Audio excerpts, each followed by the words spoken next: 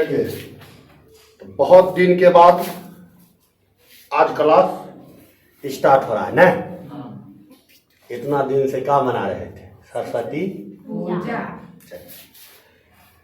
तो नया क्लास में नया चैप्टर स्टार्ट करते हैं। कौन सा? बहुपद। बहुपद। यहाँ बहुपद का मतलब मैथ वाला बहुपद होता है, समझ रहे हैं ना? ये बहु अपद, बहु मतलब होता है कुछ अनेक, पद मतलब पद मतलब क्रमागत जो आता है ना, इन्हें समझ लेना। बहुपद मतलब बीबी के टांग, समझ रहे हैं? वो बहुपद ना, समझ रहे हैं ना? अब देखिए, बहुपद में होता क्या है, दो राशि का ज्यादा इस्तेमाल होता है, एक चर और दूसरा। और एक चीज क्या होता है, बहुपद में जब भी हम लोग आते हैं तो चार अचर ये तो नॉर्मली एवे करता है, और दूसरा पॉइंट इसमें वास्तविक संख्या भी आ सकता है, क्लियर है, और प्राकृतिक संख्या भी आ सकता है। बहुपद कहेंगे किसको, तो थोड़ा ध्यान से समझिएगा बहुपद किसे कहते हैं, क्लियर है? तो ऊपर देख रहे हैं ना, कुछ लिखा हुआ है, क्या लिखा हुआ है? यदि x एक चर है, क्लियर है, और n क्या है? एक प्राकृत संख्या है। यहां तक समझ में आ गया कि x क्या होगा? चर होगा, और n क्या होगा? प्राकृत संख्या तो है, तो क्लियर है यहाँ। और a0, a1 और a2 dot dot dot dot कहां तक? an तक क्या है? वास्तविक संख्या। क्या होगा? वास्तविक संख्या। तो f ऑफ x का मतलब हुआ कि जो बहुपद ले रहे हैं ना, उस बहुपद का जो चर है वो x के रूप में है। किसके रूप में है? x के रूप में। तो f ऑफ x बराबर ax इंटू एक्स पर पावर n, है ना? an इंटू एक्स पर power n plus an minus 1 x पर power n minus 1 plus dot dot dot dot dot a1 x पर पावर 1 a0 तो x पर power 0। इस टाइप से घटते चला जाता है। आप इसको पलटा कर भी लिख सकते हैं, कोई परेशानी नहीं है। तो इसी को हम लोग क्या बोलेंगे? बहुपद बोलेंगे। चर x का बहुपद। क्या बोलेंगे? चर x का बहुपद। याद हो गया सबको? क्या बोलेंगे? यदि यहां तक तो क्या हुआ यहाँ? तो यहां तक मुझे किसी को नहीं करना है। तो इसमें दो चीज होता है, एक क्या होता है? पद, और दूसरा क्या होगा? मतलब बहुपद में बहुत सारा चीज आता है, ठीक है ना? अभी जो सिर्फ हम लोग सीख रहे हैं वो सीख रहे हैं बहुपद की डिफिनेशन, क्लियर है? तो बहुपद का डिफिनेशन कंफर्म हो गए। अरे कुछ नहीं करना है, एक चर लिखना है x, क्लियर है, और n एक प्राकृत संख्या है, क्लियर है, और उसी में a1 a2 a0 a0 a4 a5 कुछ भी आ सकता है, ठीक है ना? तो वो हमारा क्या होगा?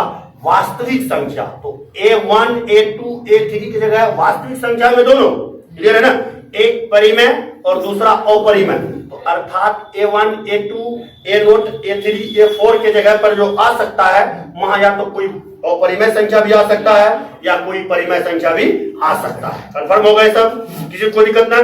तो यहाँ पर दो चीज का चर्चा है, एक वास्तविक संख्या और दूसरा चर, क्लियर है? तो दोनों का मल्टीप्लीकेशन जो आ रहा है उसी को हम लोग बोलते हैं f ऑफ x बराबर an x पर power n plus an minus 1 x पर पावर n माइनस 1 प्लस, आप डॉट डॉट डॉट लगा सकते हैं और घटाते घटाते आगे चल सकते हैं, क्लियर है ना?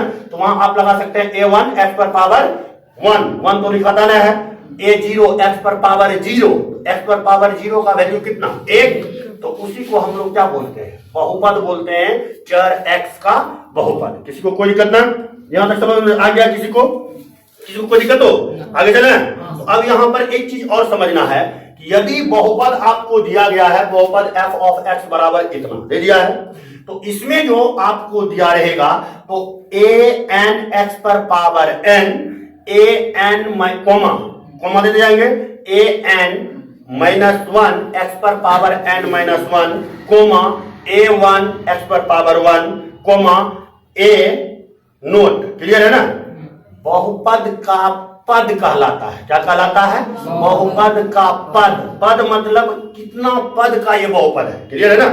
उसके बाद जो आपका आता है an माइनस 1 a1 A0 आता है ना, तो A0 तक क्या कहलाता है? बहुपद का गुणांक। क्या बोलते हैं? बहुपद का गुणांक। मतलब जहां तक समझ में आ गया सबको, किसी को दिक्कत नहीं ना? तो अब देखिए बहुपद दिख रहा है, मिल रहा है। तो इसमें जो आप देख रहे हैं मेन चीज, ये हमारा टोटल का टोटल क्या कहला रहा है? बहुपद। क्या कहला रहा है? बहुपद। तो चर समझते हैं, कोई दिक्कत ना? x क्या है? चर। अब x के जगह कुछ भी आ सकता है, समझ रहे हैं ना? ये x है ना, इसके जगह y भी आ सकता है, t भी आ सकता है, z भी आ सकता है, v भी, कुछ भी आ सकता है। क्लियर है? लेकिन वो रहेगा किसमें? चर में। क्लियर है ना? यदि यहां y आएगा तो यहां हम क्या लिखेंगे? f ऑफ y नहीं लिखेंगे, चार y। क्या लिखेंगे? चार y है। और n एक क्या है? प्राकृत। n की जगह कुछ भी आ सकता है, m भी आ सकता है, कुछ भी आ सकता है, p भी आ सकता है, t भी आ सकता है, कुछ भी दे सकता है। क्लियर है ना? तो n जब भी होगा तो वो घात में होता है। किसमें होता है? घात में। क्लियर हो गया? किसी को कोई परेशानी ना? यहां तक समझ गए ना? अब इसी में आप लोग समझिएगा, इसको हम लोग क्या बोल देते हैं? बहुपद। क्या बोलते हैं? बहुपद। इस बहुपद में जो आपको ये नजर आ रहा है, ध्यान से देखिएगा, आपका ये नजर आ रहा है, ये नजर आ रहा है, ये नजर आ रहा है, ये सब क्या है? बहुपद का पद। क्या है? बहुपद का पद। और an जो है, an-1 जो है, a1 जो है, a0 जो है, ये क्या है? बहुपद का गुणांक, अर्थात चर का गुणांक। क्लियर है ना? किसी को दिक्कत ना? अब इसी के टाइप से जब हम आगे बढ़ते हैं तो यहां तक आपको समझ में आ गया, किसी को दिक्कत ना? अब देखिए बहुपद में बहुत सारा ऐसा टर्म आता है। अभी तो बहुपद शुरुआती है ना, ग्राफ सीखेंगे, बहुत कुछ इसमें सीखना है, ठीक है ना? तो धीरे धीरे हम लोग स्टेप बाय स्टेप करके आ रहे हैं। क्लियर है? तो पहला पॉइंट तो ये समझ गए। उसके बाद आपका आ जाता है क्या? बहुपद की घात। क्या आ जाता है? बहुपद की घात। इसको मिटा दे थोड़ा, चलिए समझते हैं हम लोग बहुपद की घात क्या होता है।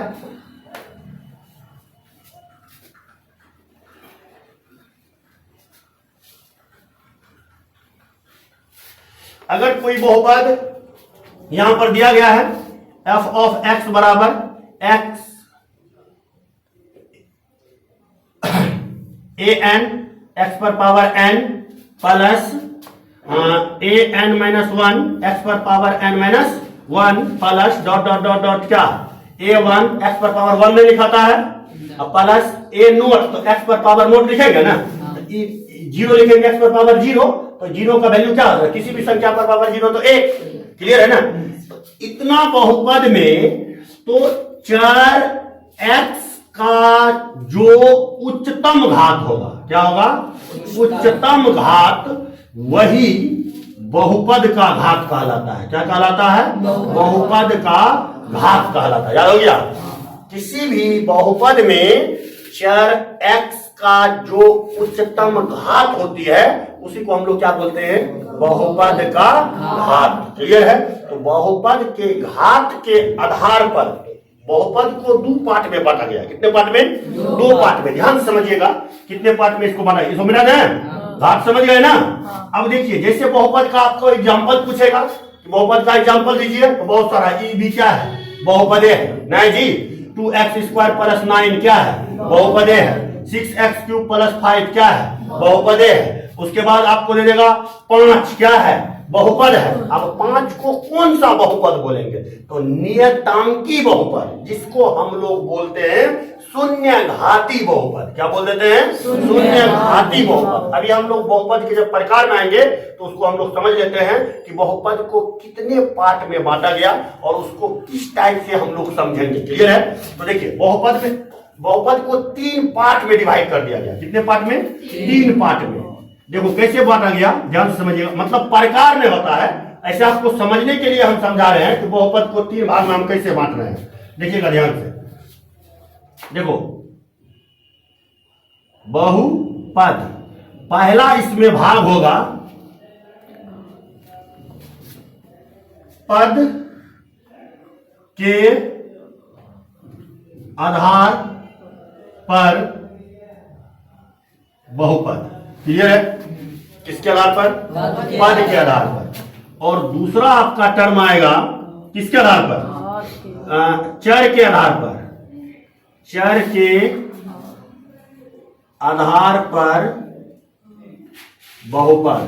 और तीसरा क्या होगा, घात के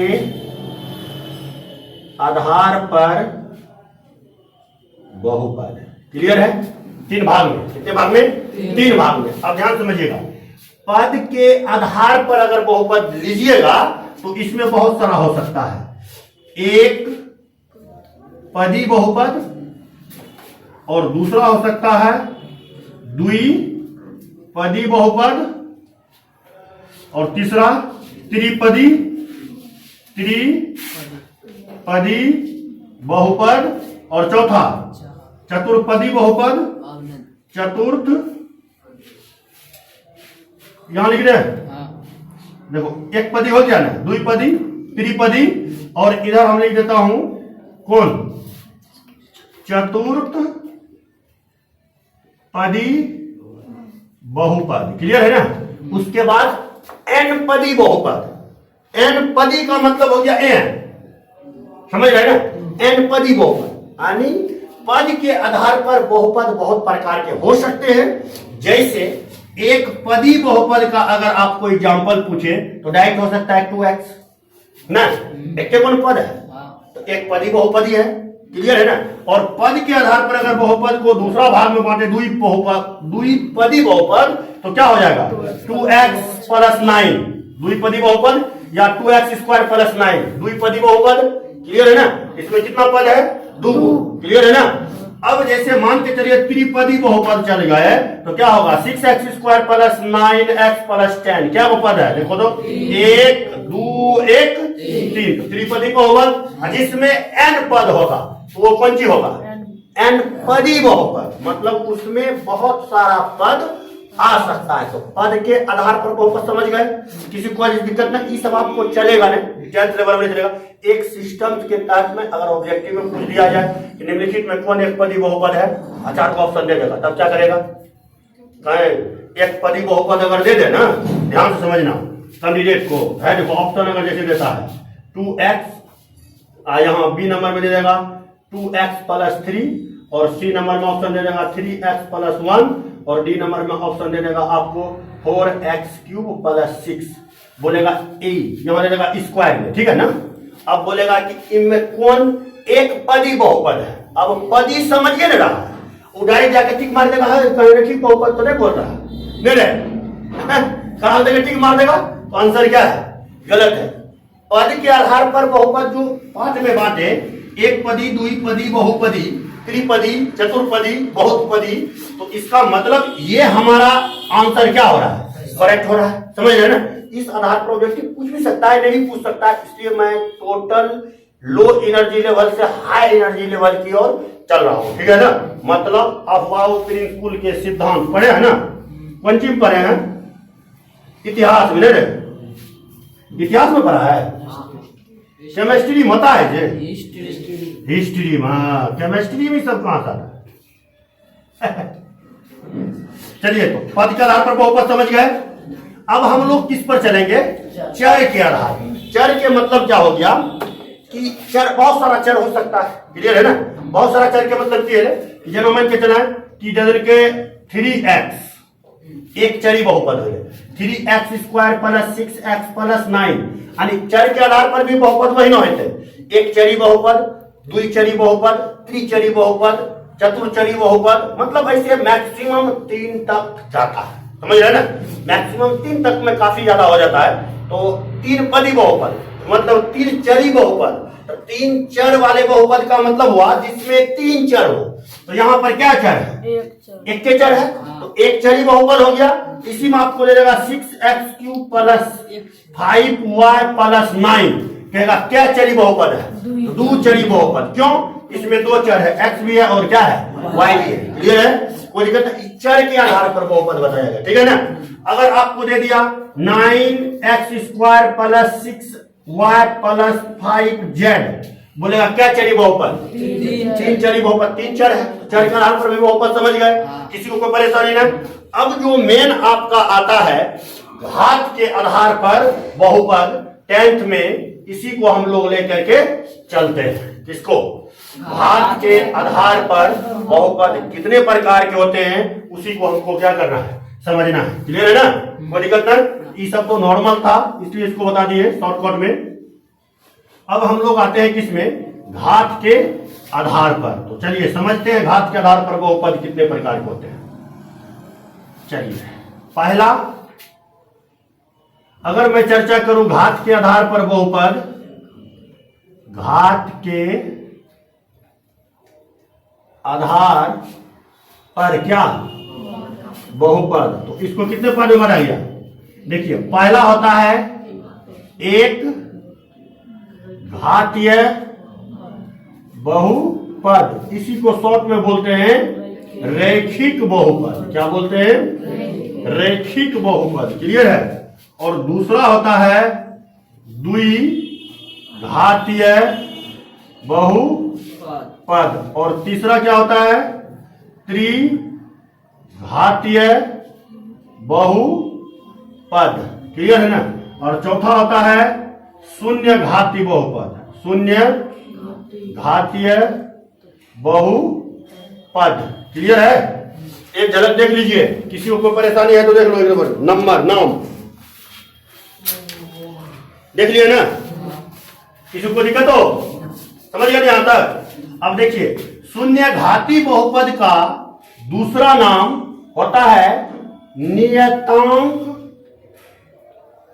नियतांक बहुपद भी इसको बोल सकते हैं।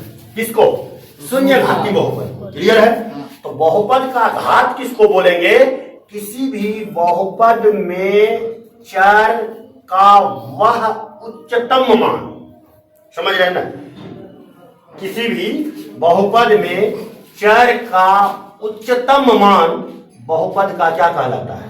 घात कहलाता है। मतलब चर का उच्चतम घात ना जी, बहुपद का घात कहलाता है। समझ रहे? मानने चल जाना, थोड़ा मिस्टेक से निकल जा, कोई दिक्कत नहीं, उतना चलता है, कोई दिक्कत नहीं। चलिए आगे चले। तो उसको हम लोग क्या बोलेंगे?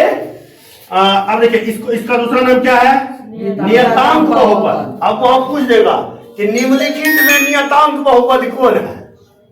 कुछ सेकंड के लिए सोचो अपने आप में। आप लोग तो पढ़ के आए हैं शून्य घाती बहुपद है?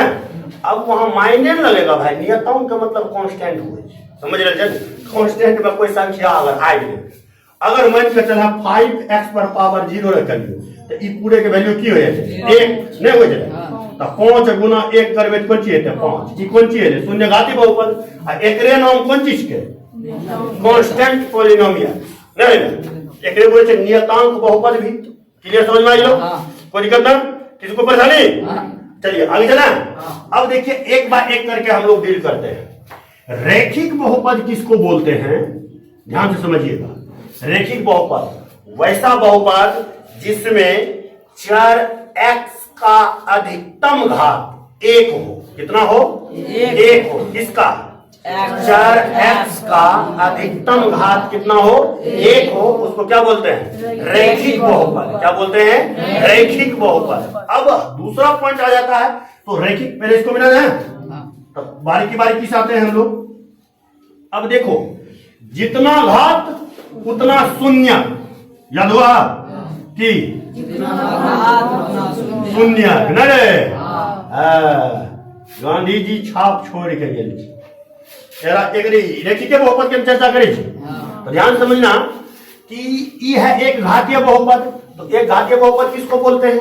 वैसा बहुपद जिसमें चर x का अधिकतम घात कितना हो? 1 हो। अगर चर x है तो x लेंगे, अगर चर y है तो y लेंगे, t है तो t लेंगे, v है तो v लेंगे, फलनामा है तो फलनामा लेंगे, चिल्लामा है तो चिल्लामा। कुछ आएगा तो ले लेना। क्लियर है ना? तो यहां पर आप ध्यान से समझिएगा। तो इसका एग्जाम्पल जो एक रैखिक बहुपद होते हैं, रैखिक बहुपद, इस बहुपद का व्यापक, रैखिक बहुपद का व्यापक रूप होता है। क्या होता है? ax plus b। क्या हो जाता है? ax plus b। अब इस ax प्लस b पर आप बैठाते जाओ कोई भी चीज को। जैसे मान के चलिए 6x प्लस 9 कौन सी कहेगा? रैखिक बहुपद नहीं जी। 2x प्लस 9 कौन सी आएगा? रैखिक बहुपद। 5x कौन सी? रैखिक बहुपद। 6x कौन सी? रैखिक बहुपद। कोई दिक्कत ना? अब बोलेगा 5y रैखिक बहुपद। किसमें? तो चर y में। क्या बोलेंगे? 4y में ये क्या हुआ? रैखिक बहुपद हुआ। क्लियर है? t अगर दे दिया 90 रैखिक बहुपद किसमें? तो चर t में। समझ रहे हैं? किसी को परेशानी नहीं? इसको मिल रहा है?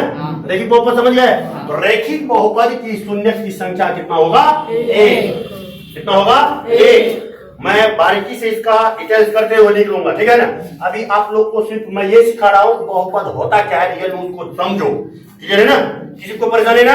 अब चलिए, अब हम लोग आते हैं किसमें? द्विघात बहुपद में। किसमें आते हैं? द्विघात बहुपद में। अब द्विघात बहुपद को समझ लेते हैं कि द्विघात बहुपद कहते किसको है। क्लियर है ना?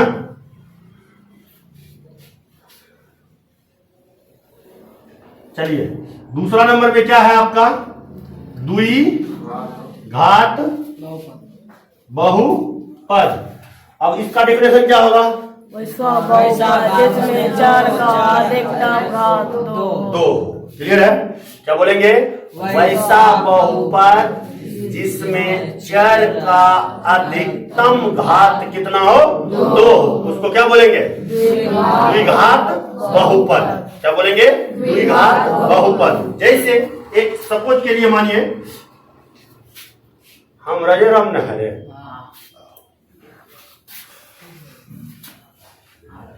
तो भूल ही जाए कभी कभी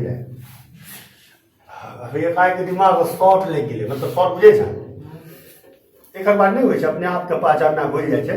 अभी हम बहुपद में घुस गए, अभी बाहर द्विघात बहुपद समझ गया? इसका मैक्सिमम घात कितना होगा? 2 होगा। तो द्विघात बहुपद की अधिकतम घात कितनी होती है? 2। अर्थात इसका व्यापक रूप अगर लिखा जाए, द्विघात बहुपद का व्यापक रूप तो क्या हो जाएगा? ax² plus bx plus c। Clear है ना? ये आपका क्या हो जाएगा? द्विघात बहुपद का व्यापक रूप। क्लियर है? और इस व्यापक रूप के तहत में अगर हम लोग कोई एग्जाम्पल दें तो डायरेक्ट लिखेंगे 2x²। ये भी क्या है? द्विघात बहुपद है। क्लियर है? अगर हम यहाँ लिख दें 6x² तो ये भी क्या है? द्विघात बहुपद है। अगर हम इसको लिख दें 9x² प्लस 6x प्लस 5 तो ये क्या है? द्विघात बहुपद है। अगर इसी को हम लिख दें 6y² प्लस 6y प्लस 5 तो ये क्या है? द्विघात बहुपद है। किसमें? तो ई चर x में, ई चर y में। क्लियर है? किसी को कोई परेशानी नहीं? और मैं पहले बता दिया, जिस बहुपद का जितना घात हो उस बहुपद की उतनी शून्यतें होती है। कितना? जिस बहुपद की जितनी घात हो उस बहुपद का उतना शून्यक होता है। क्लियर है? तो अब इस बहुपद का घात कितना है? 2। शून्यक की संख्या कितना? 2। बताएंगे इसका शून्यक की संख्या क्या होता है? x minus alpha into x minus beta. कैसे आता है, कैसे आएगा, नहीं आएगा, वो सारा का सारा हम चीज आप लोग को समझाएंगे। अभी सिर्फ बहुपद हम समझ रहे हैं कि बहुपद किसको कहा जाता है। 1 से 2 दिन क्लास चलेगा, 2 या 3 दिन चलेगा। क्या ग्राफ भी सिखाना है, बहुपद का ग्राफ कैसे खींचते हैं, शून्यक कैसे निकालते, सारा फार्मूला से करना है। बहुत सारा भी प्रॉब्लम बाकी है। क्लियर है ना? इसको मिला ना? द्विघात बहुपद समझ गए? किसी को परेशानी ना? अब इसी में आपका आ जाता है क्या? त्रिघात बहुपद। क्या आएगा? त्रिघात बहुपद। त्रिघात बहुपद किसको कहते हैं? हमने समझ गया जी? इन हुआ है वो बात। अब तीसरा जो आपका नंबर है वो है त्रिघात बहुपद। क्लियर है ना? क्या है? त्रिघात बहुपद। अब त्रिघात बहुपद किसको कहते हैं? वैसा बहुपद जिसमें चर का अधिकतम घात कितना हो? 3 हो, उसको क्या बोलते हैं? त्रिघात बहुपद। क्लियर है? उसको क्या बोलेंगे? त्रिघात बहुपद। तो त्रिघात बहुपद का अगर हम लोग चर्चा करें व्यापक रूप का, त्रिघात बहुपद का क्या व्यापक रूप तो क्या होगा? त्रिघात बहुपद का व्यापक रूप ax³ plus bx² plus cx plus d। यही होगा त्रिघात बहुपद का क्या व्यापक रूप। तो इसमें घात कितना है? 3। तो शून्यक की संख्या कितना होगा? शून्यक की संख्या भी इसका कितना निकलेगा? 3 निकलेगा। क्लियर है ना? अब एक चीज आप देखो, अभी याद आया दिमाग कि अब कैसे जानेंगे कि कौन बहुपद होगा। और कौन बहुपद न होगा। तो ध्यान से समझिएगा, यदि चर का घात, क्या बोले, यदि चर का घात निगेटिव हो, बट्टा बट्टा समझते हैं ना, पूर्णांक बोलते हैं, बट्टा नहीं समझते हैं, जैसे 1/2 आएगा, बट्टा में हो या चर का घात निगेटिव हो तो वह बहुपद कभी भी बहुपद में नहीं आएगा। समझ रहे ना, कभी भी वो बहुपद नहीं हो सकता है। यदि किसी भी बहुपद के चर पर जो घात होगा वो या निगेटिव हो या बट्टा में हो, बट्टा मतलब समझते हैं ना, हाँ, तो वो कभी भी बहुपद नहीं हो सकता है। समझ में आ गया। जैसे सपूज के लिए मानिए कि एक क्वेश्चन ब्रह्मा की लकीर है जिसको मिटाता ना है बिहार बोर्ड आज तक, कि निम्नलिखित में कौन बहुपद है। एक क्वेश्चन ऑब्जेक्टिव फिक्स रहेगा, स्टाम्प पर लिखवा, समझ रहे हैं ना, कोई इसको बदल नहीं सकता है। तो इसको पहले समझ लेंगे कि बहुपद होता क्या है। बढ़िया बढ़िया हिटलर मास्टर गलत टिक मार देता है, तो विद्यार्थी है क्या समझे, हमारा मास्टर गलत टिक मार के चलाता है, ये बताया जरा। चलिए समझ गया ना। चलिए, हम लोग मास्टर नहीं है ना, हम लोग आप ही की तरह विद्यार्थी है ना। आप अभी क्या है, जूनियर, हम क्या है, आपसे सीनियर, लेकिन हम मास्टर न है। जिस दिन मास्टर बन जाएंगे ना उस दिन, अभी उम्र छे नहीं चले, अभी मास्टर की दोस्त नहीं, समझ रहे ना। चल क्लियर भाई लोग, आपको बढ़िया है। तेरा मिनट दीजिए, आप समझ गया। तो बहुपद आप क्यों पूछते क्वेश्चन, तो वो नूनू बढ़िया से देखिए। कहते कि पहला क्वेश्चन त्रिघात बहुपद समझ गए, त्रिघात बहुपद का व्यापक रूप समझ गए। एग्जाम्पल अगर पूछेगा देने के लिए तो भी जो बहुपद का व्यापक रूप लिखा है ax³ + bx² + cx + d, नहीं जी, तो इसी में आप लोग नहीं बना सकते 2x³ त्रिघात बहुपद, नहीं 9x³ + 6x² + 10x + 120 5,25,990 कौन सी है, त्रिघात बहुपद है। कुछ उधर जो 5 करोड़ दे दो, सब बहुपद त्रिघात बहुपद। खाली 4x में घात कितना होना चाहिए, 3 होना चाहिए। अब कहते चतुर्घात बहुपद, तो बहुपद के घात कितना होना चाहिए, 4। यहाँ आप लोग देखो कुछ बुक में आपका त्रिघात बहुपद का चर्चा नहीं, त्रिघात बहुपद तक ही रह जाता है। एनसीईआरटी हो, केसी सिन्हा हो या कोई भी हो, लेकिन कुछ बुक ऐसे होता है चतुर्घात बहुपद तक चला जाता है। समझ रहे ना, अल्फा बीटा गामा और एक होता है डेल्टा, समझ रहे ना, जिसमें शून्य चतुर्घात बहुपद में निकलता है। डेल्टा जगह कुछ थीटा बीटा ईटा कुछ भी रख सकता है, कोई दिक्कत न है, समझ रहे ना। अब शून्य किसको बोलते हैं, शून्य कहने से चर्चा कर रहे हैं, शून्य कहते किसको है। किसी भी बहुपद का शून्य कौन होता है, तो बहुपद का शून्य वही होगा जो बहुपद के मान को क्या कर दे, संतुष्ट कर दे। समझ रहे, वही बहुपद का क्या हो जाएगा, शून्य हो जाएगा। क्लियर है। तो अब जैसे मान के चलिए, अगर कोई यही बहुपद लिखा हुआ है ना, मान के चलिए ये लिख दिए 3x² + 6x + 9, बोलेंगे -3 और -4 +-6 +-1 +-3 +-5, इसमें से कौन इस बहुपद का शून्य होगा। अरे भाई, जिसका मान रखने से 0 आ जाएगा वही उसका शून्य होगा। तो इसमें तो कुछ हो सकता है, किसी का मान रखेंगे तो 0 आ भी सकता है और किसी का मान नहीं भी आएगा। क्लियर, समझ में आ गया ना। अगर जांच करने बोले तो निम्नलिखित में कौन बहुपद का शून्यक है, तो ऐच्छिक में चल जाएगा 2.4 में, तो आपको सवाल नंबर 2 ऐच्छिक में 2.4 सवाल नंबर 2 एनसीईआरटी के, वहां पहला नंबर त्रिघात बहुपद में यही सवाल है। 3 -1 और 5 बोलता है निम्नलिखित में बहुपद के शून्यक है कि ना है, बहुपद दिया गया है। क्लियर है। अब वहां कैसे कैसे पूछेगा वो सारा टर्म हम लोग समझेंगे, अभी थोड़ा बहुत बच्चा वाला चीज समझ रहे हैं, ठीक है ना, कोई दिक्कत नहीं। अब चलिए पहले आप समझ जाते हैं, ये सब समझ गए, कोई दिक्कत नहीं। अब देखिए होता क्या है कि अब पूछेगा निम्नलिखित में कौन बहुपद है। ध्यान से समझना, बहुत कैंडिडेट इसमें क्या कर जाता है, मार खा जाता है, समझ रहे। हरे रामा, जैसे 1 नंबर का क्वेश्चन बोलेगा निम्नलिखित में कौन बहुपद है, ऐसा लीजिए सवाल। 4 ऑप्शन, 4 गो 15 गो तोरा समझ 4 छो, हमरा में 20 को ऑप्शन दे, समझ गया। जेमे कि 19 को नहीं हुए रे, एगो आंसर सही हुए, तोरो मान जो एगो सही हुए, 3 गो नहीं हुए, वह बात ठीक है, समझिए। जैसे आपको दे दिया x प्लस 1/x+9 ए नंबर में, बी नंबर में दे दिया 3x² प्लस √x+9, ठीक आता है, बहुपद है ना।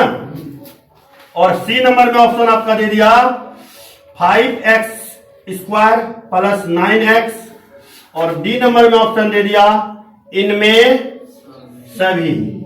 तो बता सकते हैं आप लोग कि इसमें कौन बहुपद होगा? होगा ये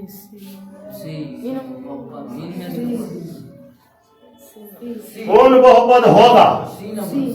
सी नंबर। 100 में 100%। क्यों भाई? क्योंकि ई बटन है एक्स, एरा ऊपर ले जाएंगे टेक्स पर पावर माइनस में आ जाएगा। समझा? तो ई पे हुआ नहीं हुआ। हाँ, ई हुलुक डिब्बा रूट में है, तो रूट में है तो ई हुलुक डिब्बा ऊपर में 1/2 आ जाएगा, ई भी नहीं होगा। ई एकदम सॉलिड है, परफेक्ट है, 100 में 100%। क्लियर समझ में आ गया? इसी जगह कुछ भी वो ऑप्शन दे सकता है, तो आप आराम से टिक मार सकते हैं। कहां तक बता दिया आज? त्रिघात बहुपद तक। और कल जो हम लोग स्टडी करेंगे वहां करेंगे रैखिक बहुपद के शून्यक को कैसे निकाला जाता है, द्विघात बहुपद का शून्यक कैसे ज्ञात होता है, त्रिघात बहुपद होता क्या है, इसका फार्मूला क्या होता है, अल्फा बीटा क्या होता है, वो सब समझेंगे। जरूरी ना है कि अल्फे बीटा वहां रामो रही में रहे तो चले छे, आसारामो बापू रहते थे चलते, सिर्फ वहां ई लिखे छे कि द्विघात बहुपद के शून्यक का आसाराम बापू, समझ गए, वो चले छे। अरे अल्फा मैथमेटिशियन अपने सुविधा के लिए नाम दे देता है, समझ रहे हैं ना। तो अब जैसे मान के चलो कि कोई भी नाम रखता है ना, अब तू बोल देगा कि अब जैसे मेरा नाम क्या है राजा राम कुमार, बोलेगा तोर नाम राजा राम कहना है, आज तुम ई कोई सवाल ले रे, हमारा नाम राजा राम कहना चाहिए, ई कोनो मतलब तो नहीं। अरे एक नाम छिके, एकरा से इंसान के पहचान हुई थी, वो रख देल गेले, बचपने में रख देल के, तब हमें की करी ओरा बदल लिया, संभव है नहीं। मुस्लिम में है तो कोई नहीं बोलेगा अब्दुल्ला सिद्दुल्ला मोहम्मद अल्लाह, नहीं है तो कर नामे से पता चल जाता है कि आप अलग संस्था का आदमी है, समझ रहे हैं ना मेरी गलत। तो देखिए, तो नाम से किसी में कोई फर्क पड़ने वाला नहीं है। और दूसरा है भाषा, भाषा के लिए हम लोग क्या है स्वतंत्र। हमारा पहले सिद्धांत है जो भाषा में आपके दिमाग में सॉलिड चला जाए वो भाषा मेरा है, समझ रहे। हमें आप समझावे ठेठी बोला लगे थे अपने देहाती भाषा, अगर यह भाषा तो समझी जाए हमारा सबसे बड़ा हिंदी इंग्लिश के बाप अंग्रेजी भाषा अगर हम समझी गए तो अब की चाहिए, समझेंगे ना, कोई दिक्कत है ना। चलिए, तो फिर हम कल चलेंगे इसका next class next day, clear है। चलिए फिर मिलेंगे किसी न किसी मोड़ पर।